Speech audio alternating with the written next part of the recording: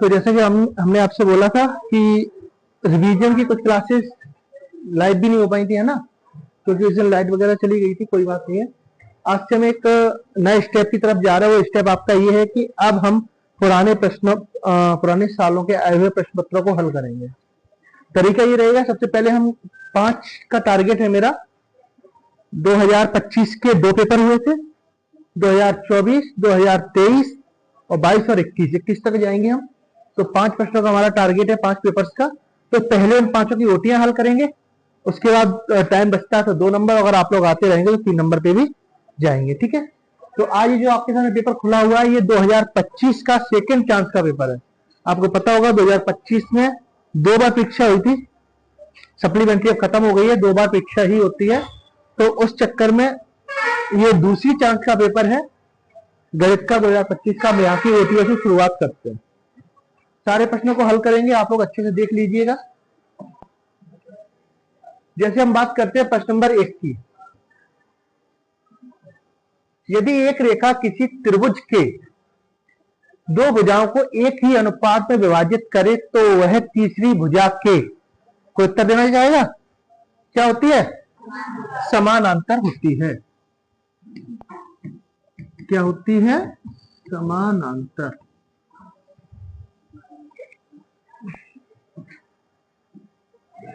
Hang क्यों हो रहा है? यही मैं लिख देता हूं। क्या होती है?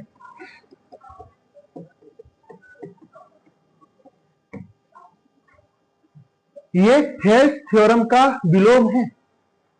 आपके थेल्स थ्योरम ये है कि एक त्रिभुज में किसी एक भुजा की समांतर अन्य 2 भुजाओं को काटते हुए यदि एक रेखा खींची जाती है तो वह रेखा उन दोनों भुजाओं को समान अनुपात में विभाजित कर देती है। यह आधारभूत समानुपातिकता प्रमेय या थेल्स थ्योरम है, उसका ये विलोम लिखा हुआ है।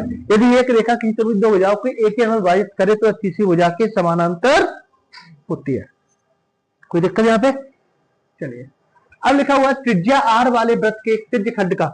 मैं आपको बता रहा हूं 5 पेपर का मैंने टारगेट लिया है, यानी कि 30 के हिसाब से 150 ओटियां। ये आपको फिर बोल रहा हूं, तैयार होनी चाहिए। अगला सवाल है, यदि r त्रिज्या वाले वृत्त के एक त्रिज्य खंड जिसका कोण थीटा अंश में है का क्षेत्रफल होता है। राइट, क्या होता है? थीटा बटे 360 गुणा पाई r स्क्वायर। आपको मैंने पेपर ही प्रोवाइड करा दिया, अगर वहां से लिखना चाहे वहां से लिख लीजिएगा, वीडियो से देख के लिखना चाहे तो वीडियो से। मुझे उत्तर और ये प्रश्न सारे आपकी किताब में चाहिए। अगला प्रश्न है, किन्हीं 2 धनात्मक पूर्णांक a और b के लिए यदि एचसीएफ ए बी, यानी कहना है वो ये चाह रहा है a और b का एचसीएफ गुणा a और b का एलसीएम बराबर क्या होगा? a गुणा b। ऐसा कोई प्रश्न अगर किसी को भी समझ में नहीं आ रहा, मुझे टोक देना सर इसका उत्तर ये कैसे आया है। यदि एपी के n पदों का योगफल का सूत्र एस एन बराबर n बटे 2 कोष्टक 2a plus n minus 1 into D, एक तो ये होता है और दूसरा इसी का फॉर्म होता है n बटे 2 a प्लस n। जब आपको a n और d दिख रहा हो सवाल में, तब आप ये पहले बार लगा देंगे और प्रथम पद और अंतिम पदों की संख्या दी है तो आप ये वाला सूत्र लगा देंगे। यदि a x square plus b x plus c बराबर 0, जहां ए बराबर नहीं 0, यह क्या कहलाता है? द्विघात समीकरण का मानक रूप। दी गई वस्तु का कोण पुष्टि रेखा, पुष्टि लिख दिया, दृष्टि होता होगा ये, एक मिनट में इंग्लिश में देख लेता हूं क्या है ना।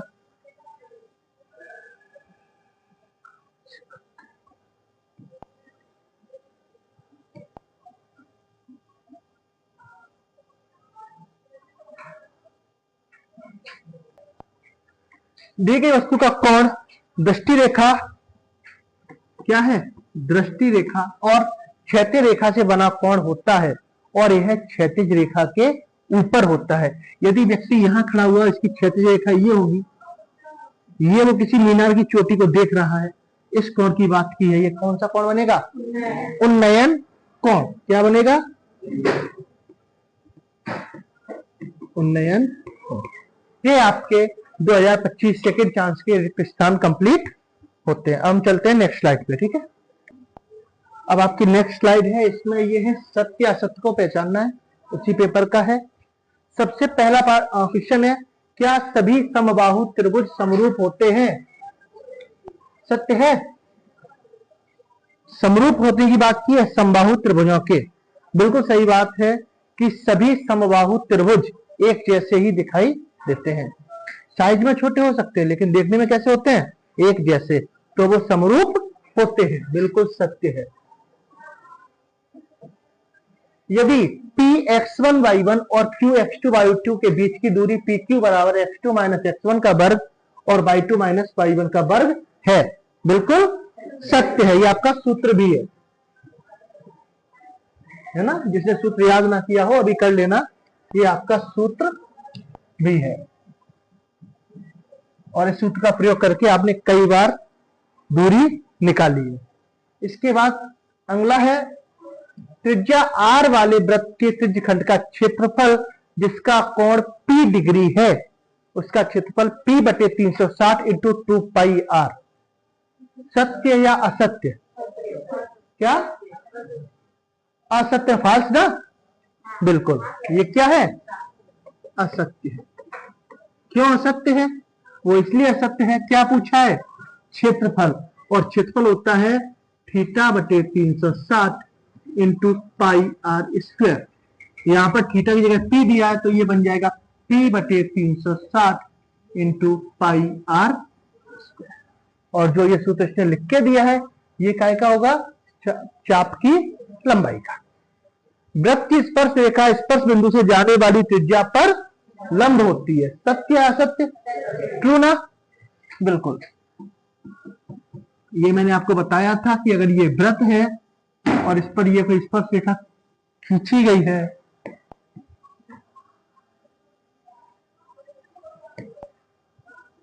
ये अगर कोई स्पर्श रेखा है, स्पर्श बिंदु से जाने वाली त्रिज्या ये हो गई और इस पर ये क्या होती है? लंब होती है। आपकी प्रमेय का कथन भी है। तो ये क्या हो गया? सत्य हो गया। अर्धगोले का वक्र पृष्ठीय क्षेत्रफल जहां r गोले की त्रिज्या है 1/2 4 पाई आर स्क्वायर। क्या है? सत्य या असत्य? कोई असत्य तो नहीं बोल रहा। ये क्या है? सत्य है। लेकिन मैं आपको फिर भी बता दूं कि आप अभी तो बोल रहे हो सत्य है, हो सकता है आपने पेपर हल किया हो तो आपको दिमाग में आ रहा हो, लेकिन एग्जाम हॉल में आप कंफ्यूज हो सकते हैं क्योंकि आपने क्या पढ़ा है? 2 पाई आर स्क्वायर। यही तो पढ़ा है। अर्धगोले का वक्र पृष्ठ क्या होता है? 2 पाई आर स्क्वायर। अब आप इसकी और इसकी जरा तुलना करो। 2 से 4 को काटा, क्या बचेगा? यहां भी 2 पाई आर स्क्वायर, यहां भी तो बचेगा। इसलिए ये सत्य है। एक बार देखने में आपको असत्य लग सकता है। फिर है आपका छठवां सवाल, 3 गुणा माध्य बराबर बहुलक धन 2 गुणा माध्यक। सत्य या असत्य? असत्य, पक्की बात है। चीटिंग तो नहीं करके आया तुम लोग कहीं? देखते तो ले पेपर पहले ही। यह होता है 3 माध्यक बराबर 2 माध्य धन बहुलक। ये होता है। ये याद रखना कि वो इसको पक्षांतर करके लिख सकता है, लेकिन यहां तो खैर गलत ही गलत इसलिए कि माध्यक के साथ 2 लिखा हुआ। आप एक चीज ध्यान रखना कि पहले अगर ये सवाल ये प्रश्न आता है तो आपकी जो मेन फॉर्म होती है वो ये वाली होती है। इसमें आप ये ध्यान रखना, माध्यक के साथ 3 लिखा हुआ है, माध्य के साथ 2 लिखा हुआ है और बहुलक के साथ 1 लिखा हुआ है। अगर ये डिजिट अपनी जगह से इधर उधर होती है तो वो फॉर्मूला असत्य हो जाएगा। हाँ, वो इसको पक्षांतर करके लिख सकता है थोड़ी देर के लिए। कैसे? वो लिख दे, इसको पक्षांतर कर दे तो आ जाएगा 2 माध्य बराबर 3 माध्यक माइनस बहुलक। अगर पक्षांतर करेगा तो फिर माइनस आएगा। ठीक है, यहां ध्यान देना, अगर ये पूरा फॉर्मूला प्लस में ही है तो फिर इस फॉर्म में ही होगा। अब वो बात अलग है, बहुलक को पहले लिख सकता है, माध्य को बाद में लिख सकता है, लेकिन माध्य के साथ हमेशा 2 होगा, बहुलक के साथ 1 होगा और माध्यक के साथ 3 होगा। ये 2025 सेकेंड चांस के आपके सत्य सत्य हल होते हैं। अब हम चलते हैं अगली स्लाइड पे। सबको पीछे दिखाई दे रहा है ना? चलिए अगला प्रश्न है आपका प्रश्न नंबर 3, जिसमें है सही जोड़ियां मिलाइए। तो जैसे ही हम जोड़ियां मिलाने पे जाते हैं तो जोड़ियां हल करने का सबका अपना अपना तरीका रहता है। कैसे? कुछ लोग 6 की 6 उनको आती हैं, उनको हल कर देते हैं। कुछ लोग क्या करते हैं 5 हल कर लेते हैं और जो बच गया वो छठवां आंसर हो जाता है। कुछ वैसे मैंने बहुत कम देखा है कि एक जोड़ी एक मतलब ऐसा हो कि एक ऑप्शन दिया गया हो और जैसे यहाँ cot थीटा है तो इन 6 में ऐसा कहीं नहीं होगा कि cot थीटा के 2 ऑप्शन हो, पॉसिबल ही नहीं है, एक ही ऑप्शन होगा। ठीक है, लेकिन आप लोगों को वो ऑप्शन सही सही लगाना है। उससे पहले एक काम कर लिया करो, जब भी जोड़ियां आपके सामने आए तो जो सूत्र बहुत सरल है, जो आपको मुंह जबानी रटे हुए हैं, अगर वो आ गया तो उसको पहले हल कर लो। जैसे अगर मैं बात करूं, सबसे पहले मैं हल करूंगा sine square theta plus cos square theta. तो सबसे पहले हम उस सवाल को पकड़ते हैं जो हमें बिल्कुल आता है, मुंह जबानी याद है। जैसे इसमें एक दिख रहा है sine square theta plus cos square theta, इसका मान कितना होगा? 1 होगा। जैसे हमने बात की तो sine square theta plus cos square theta बराबर यहाँ पे आपको मैंने आपको एक बात और बता रखी है कि अगर इसके साथ कोई और संख्या लिखी है तो उत्तर कितना हो जाता? 9 हो जाता। ठीक है,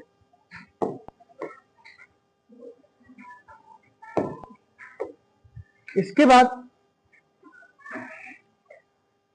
cot थीटा, cot थीटा दिया गया 1 प्लस tan स्क्वायर थीटा दिया गया। cot थीटा के हम सूत्र देखते हैं, क्या cot theta sec square theta बराबर होगा? कभी नहीं होगा।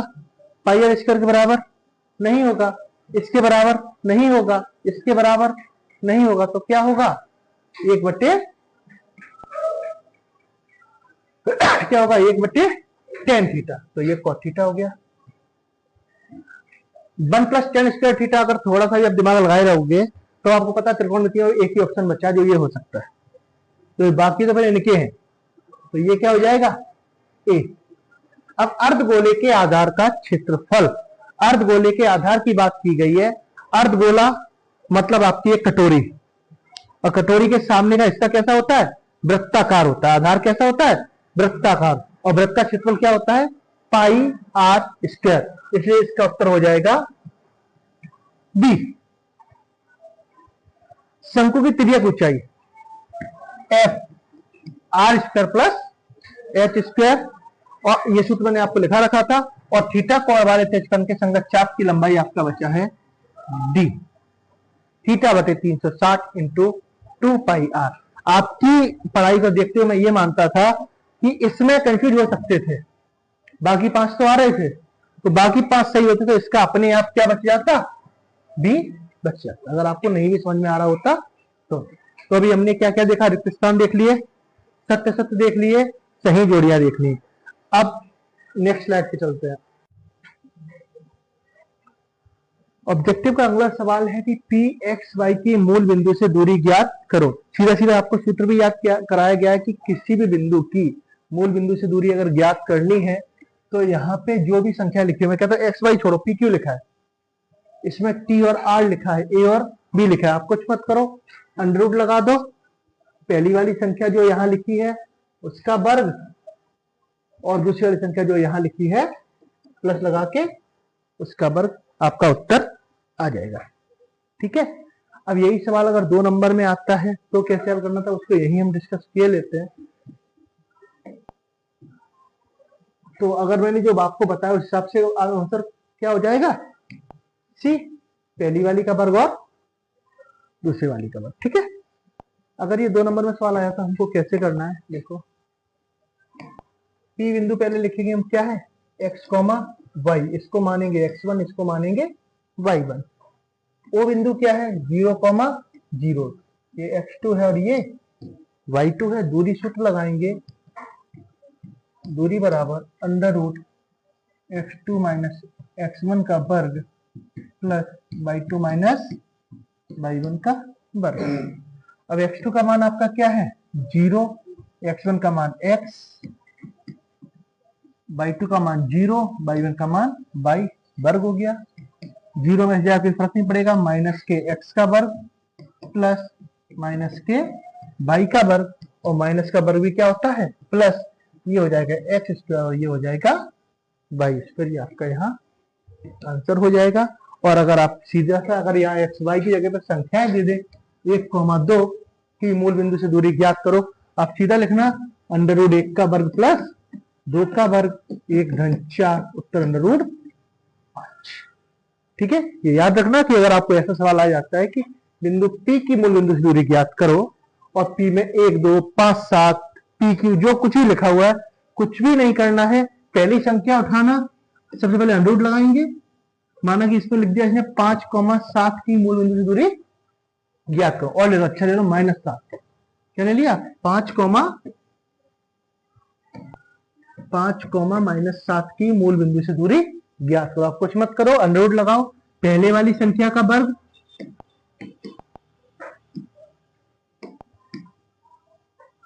क्या करना है, पहले वाली संख्या का वर्ग 5 का वर्ग प्लस दूसरी वाली संख्या का वर्ग -7 का वर्ग, 5 का वर्ग 25 प्लस 7 का वर्ग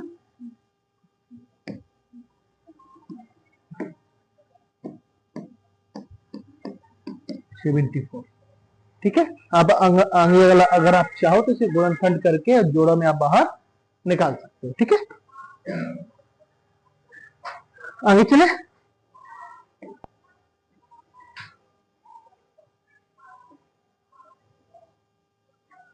अगर आप जब वीडियो देखते हैं ना, तो अगर मैं इसको साफ भी कर रहा हूं तो, लेकिन अगर आप उसको पीछे लेके जाएंगे जो स्टेटस बार होता है तो फिर वो चीजें आपको दिख जाएंगी। यहाँ जरूर साफ हो गई है ना, समझ में आ रहा है मैं क्या कहना चाह रहा हूँ। जब आप वीडियो देख रहे हो, अगर मैंने यहाँ साफ भी कर दिया, थोड़ा उसको बैक में लेके आओगे ना तो ये चीज आपको दिख जाए, लिखना है तो। अगला सवाल है ये वाला, ये हो गया आपका उत्तर, ये आ गया था कि -5 -1 3,7 में सार्व अंतर है।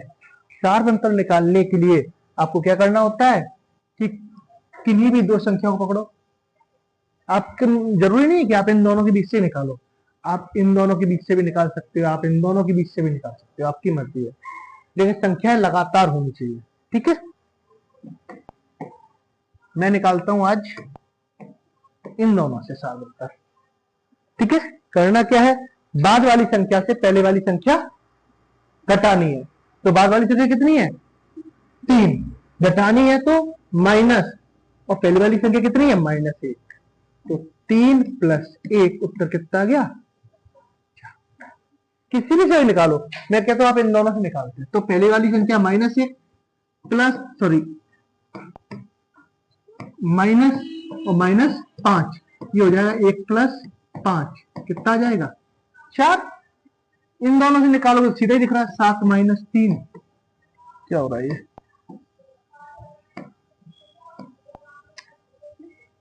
कोई बात नहीं, 7 - 3 कितना आ जाएगा। ठीक है, तो आप किन्हीं भी संख्याओं का प्रयोग करके आप सार्व अंतर निकाल सकते हैं, बस इतना ध्यान रखिएगा कि वो जो संख्याएं हों वो लगातार हों। -1 और 7 का प्रयोग करके सार्व अंतर मत निकाल देना। आपको सीरीज दी है, किन्हीं भी लगातार दो संख्याओं को उठा करके आप सार्व अंतर निकालेंगे, बाद वाली संख्या में से पहले वाली संख्या घटा देंगे। अगर और चिन्ह का स्पेशल ध्यान रखेंगे कि कहां माइनस है और कहां नहीं है। ठीक है, चलिए अगला सवाल हल करते हैं।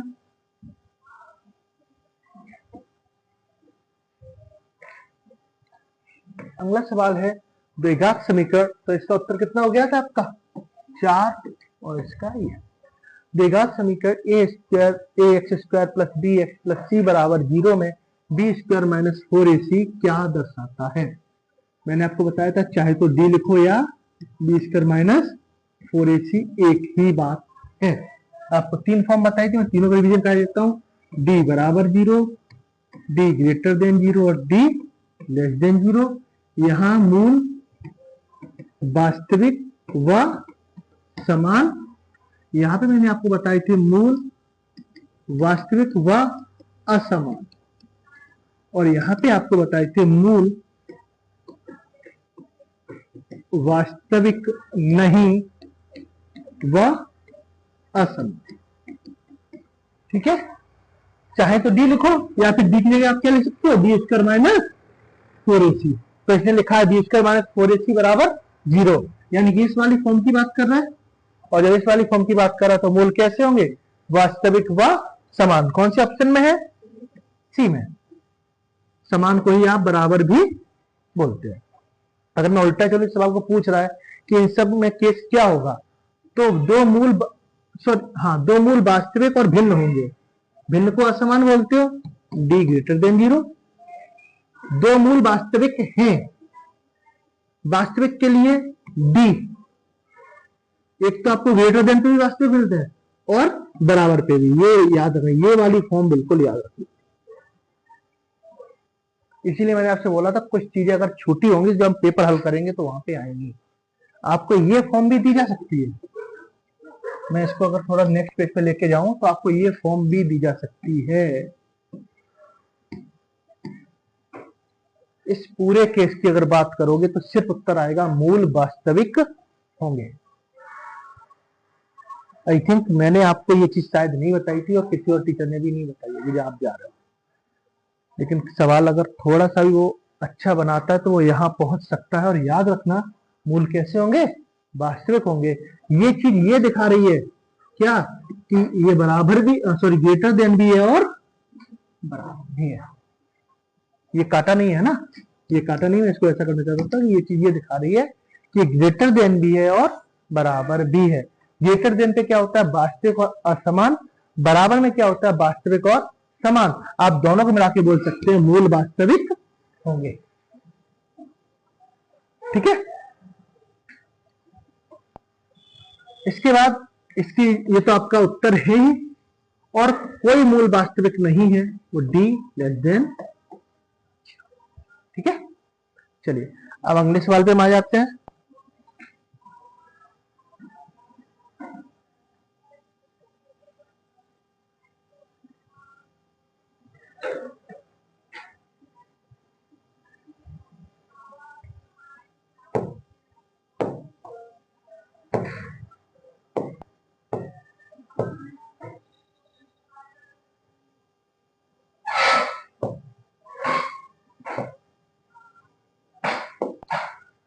अपने अंतिम सवाल की तरफ हम चलते हैं।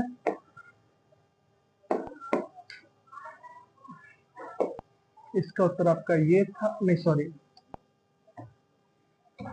इसका उत्तर ये था। यहाँ पे मूल वास्तविक का बराबर है। अब हम बात कर लेते हैं यहाँ समीकरण युग्म a1x plus b1y plus c1 और a2x plus c2y plus c2 बराबर संगत होगा यदि। संगत वर्ड से पकड़ो, संगत, संगत, संगति, साथ साथ, यानी कि अगर दोनों रेखाएं बस काट जाए, चाहे तो एक बार चाहे अनेक बार, तो कैसी होंगी, संगत होंगी। ये भी संगत होंगी और ये इसी के ऊपर है ना, ये भी संगत होंगी और ये असंगत होंगी। इसको आप बोलते हो प्रतिच्छेदी,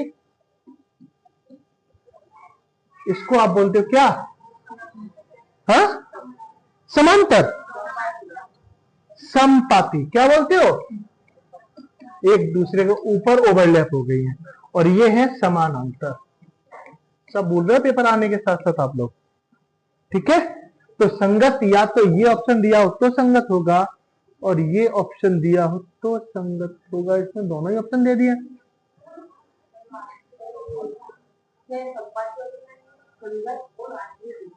उससे मतलब नहीं, सिर्फ संगत पूछा है। इस केस में ये दोनों a1 बटे a2 b1 बटे b2 a1 a2 b1 b2 c1 c2 a1 a2 b1 b2 c1 c2 और a1 b1, ये तो खैर लिखा ही गलत है। ये आपका समानांतर है, इसमें दोनों ही ऑप्शन सही हैं। ये बिल्कुल रेखाएं दोनों संगत हैं। इसका अगर प्रूफ चाहिए तो आपको प्रूफ दिए दे रहा हूं ना। और जब भी पेपर आया होगा मुझे लगता है इसमें बोनस अंक मिला होगा। तो ये सही लिखा है ना, a1 बटे a2 बराबर b1 बटे b2, ये भी सही लिखा हुआ है। और a1 बटे a2 b1 बटे b2 और c1 बटे c2 भी सही लिखा हुआ है। मैं दोनों का आपको प्रूफ दिए दे रहा हूँ। ठीक है, फिर आप किताब है ना एनसीईआरटी की है और ये देखिए यहाँ लिखा हुआ है एक रैखिक समीकरण जिसका कोई हल नहीं होता है। सुनना, एक रैखिक युग्म, एक रैखिक समीकरण जिसका कोई हल नहीं होता है, रैखिक समीकरणों का असंगत युग्म कहलाता है। क्या कहलाता है? असंगत, जिसका कोई हल नहीं। और कोई हल नहीं किस केस में होता है? इस केस में समांतर रेखाएं। एक रैखिक समीकरण युग्म जिसका हल होता है रैखिक समीकरणों का संगत युग्म कहलाता है। चाहे यह बात नहीं की है, चाहे एक हल हो चाहे अनेक हल हो। आगे चलते हैं। तुल्य रैखिक समीकरणों के एक युग्म के अपरिमित रूप से अनेक हल होते हैं। इस युग्म को दो चरों के रैखिक समीकरणों का आश्रित युग्म कहते हैं। और जो समानांतर संपाती रेखाएं होती हैं उनको आश्रित भी कहते हैं। ध्यान दीजिए कि समीकरणों का आश्रित युग्म सदैव सदैव संगत होता है। अभी इसकी बात कर दी कि ये संगत है। यहां तो क्लियर हो गया आपको। देखो कि अपरिमित रूप से अनेक हल होते हैं। इस युग्म को दो चरों के रैखिक समीकरण का आश्रित युग्म कहते हैं। और ध्यान दीजिए कि रैखिक समीकरण का आश्रित युग्म सदैव संगत होता है। यहां तो क्लियर हो गया कि a1 बटे a2 बराबर b1 बटे b2 बराबर c1 बटे c2 कैसा होगा? आश्रित होगा और संगत होगा। ये तो आप क्लियर हो गए। अब आपकी बची है कौन सी? प्रतिच्छेदी रेखा। उस पर चलते हैं।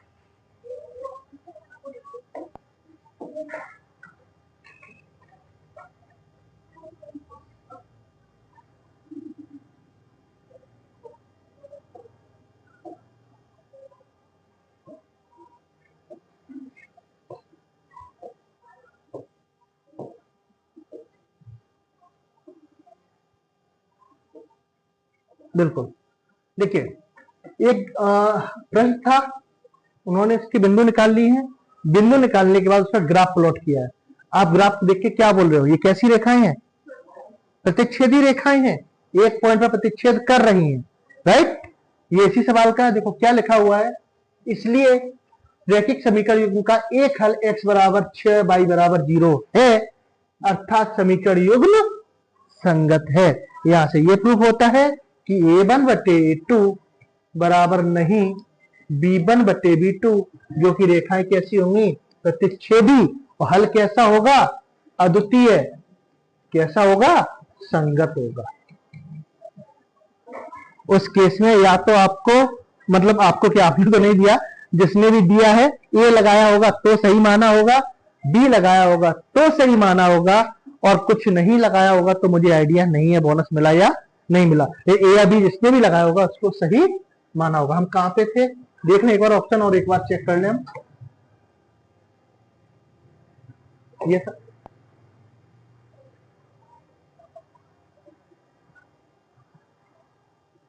ये था ना? सही लिखा है बस कि a1 बटे a2 b1 बटे b2 और c1 बटे c2। बिल्कुल ये भी सही है, और a1 बटे a2 और b1 बटे b2 भी सही है।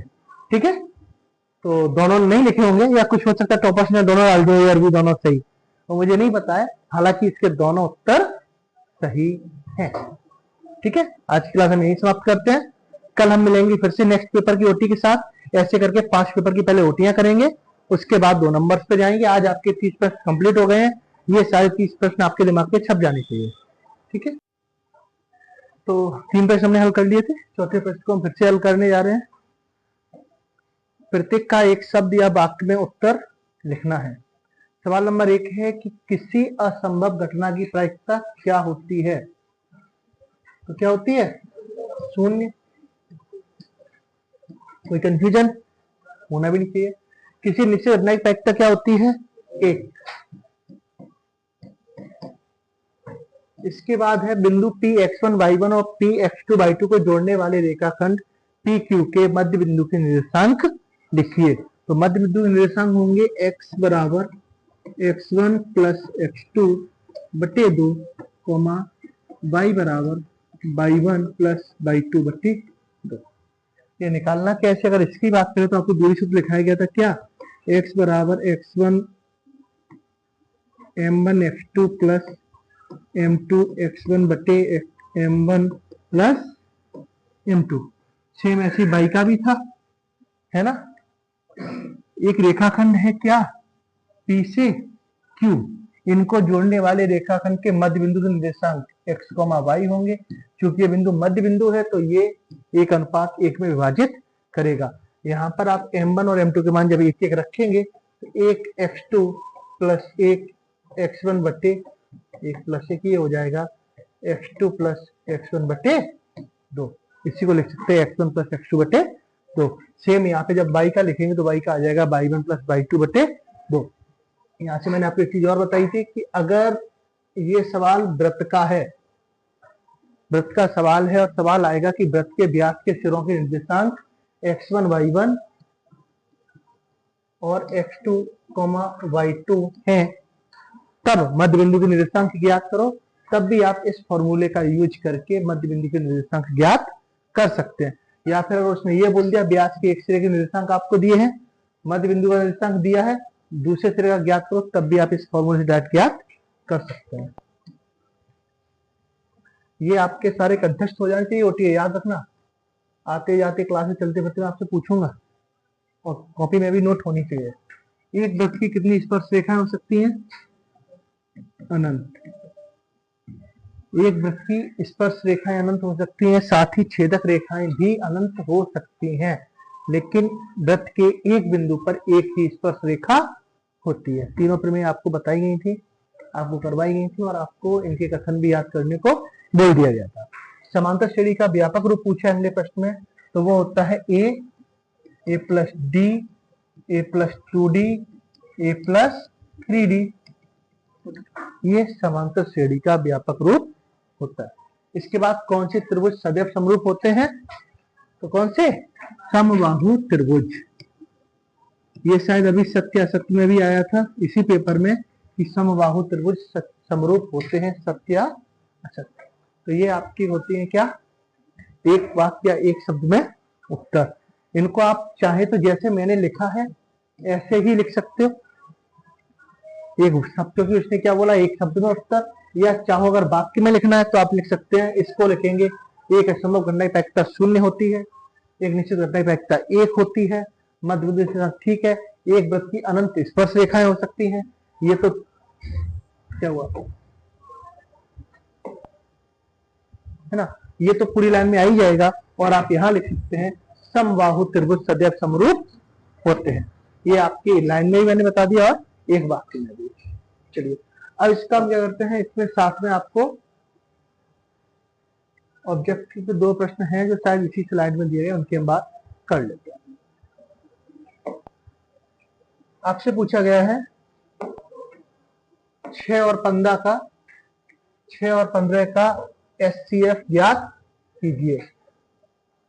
तो अगर ये 2 नंबर में आता है तो सॉल्व करने का तरीका आपको पता है। एचसीएफ के लिए क्या करते हैं, दोनों के अलग अलग गुणनखंड निकालते हैं। इसका निकालोगे 2 का भाग दोगे 3 बार जाएगा, 3 का भाग दोगे 1 बार, और यहाँ जब 15 करोगे तो 3 से पहली बार और 5 से। जब आप लिखोगे 6 बराबर 2 गुणा 3 गुणा 1 और 15 बराबर 3 गुणा 5 गुणा 1, इन दोनों गुणनखंडों में आप ऐसे गुणनखंड ढूंढेंगे जो दोनों में कॉमन हो।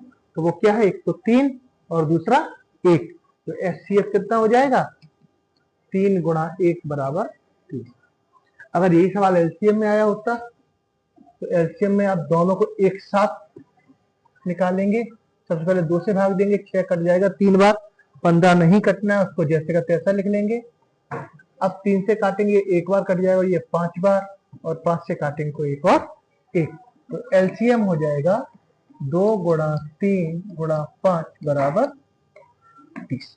ये एलसीएम है और ये एचसीएफ है। मैंने आपको टिक की भी बात की थी, फिर बताया था, हम उसको फिर से बात करते हैं कि अगर आपको एचसीएफ निकालना है, क्या निकालना है, एचसीएफ। अगर आपको एचसीएफ निकालना है और आप निकालना नहीं चाह रहे हो तो आप ऑप्शन के जरिए से भी ये सवाल हल कर सकते हो।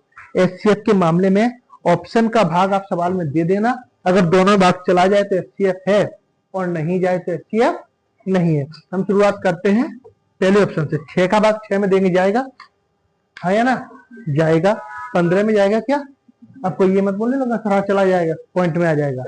हमको डिजिट चाहिए, पूर्णांक नंबर चाहिए, है ना, पूर्ण संख्या चाहिए, सॉरी पूर्णांक नहीं, पूर्ण संख्या चाहिए। उसके बाद 2 पे आते हैं, क्या 2 का भाग 6 में जाएगा? जाएगा। 2 का भाग 15 में जाएगा? नहीं जाएगा।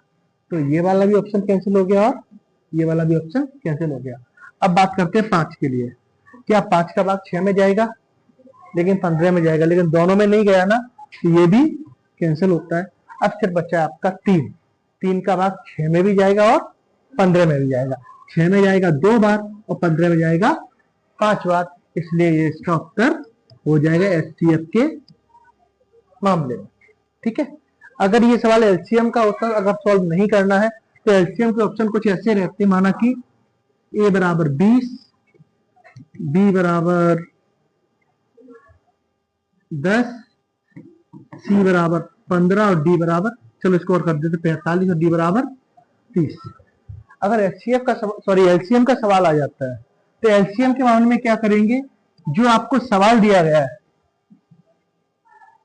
अगर ये होता कि 6 और 15 का एलसीएम है और ऑप्शन रहते आपके ये वाले, तब इन दोनों संख्याओं का भाग देंगे ऑप्शन में। अगर चला जाएगा तो उत्तर है और नहीं जाएगा तो नहीं। सबसे पहले 6 का भाग देंगे, बीच में जाएगा क्या? नहीं जाएगा। 15 का, तो ये तो दोनों से ही नहीं कटा, खत्म हो गया। 45 में देते हैं, 6 से जाएगा? नहीं जाएगा। 15 से चला जाएगा, लेकिन दोनों से नहीं गया, खत्म हो गया। 10 में आते हैं, 6 से जाएगा? नहीं जाएगा। 15 से भी नहीं जाएगा। और लास्ट ऑप्शन क्या बचता है आपके पास? डी 30। इसमें आप जब 6 का भाग लगाओगे तो चला जाएगा और 15 का भाग भी चला जाएगा। तो एलसीएम के मामले में सवाल का भाग अब ऑप्शन में दे देना जिसमें दोनों का भाग चला जाए।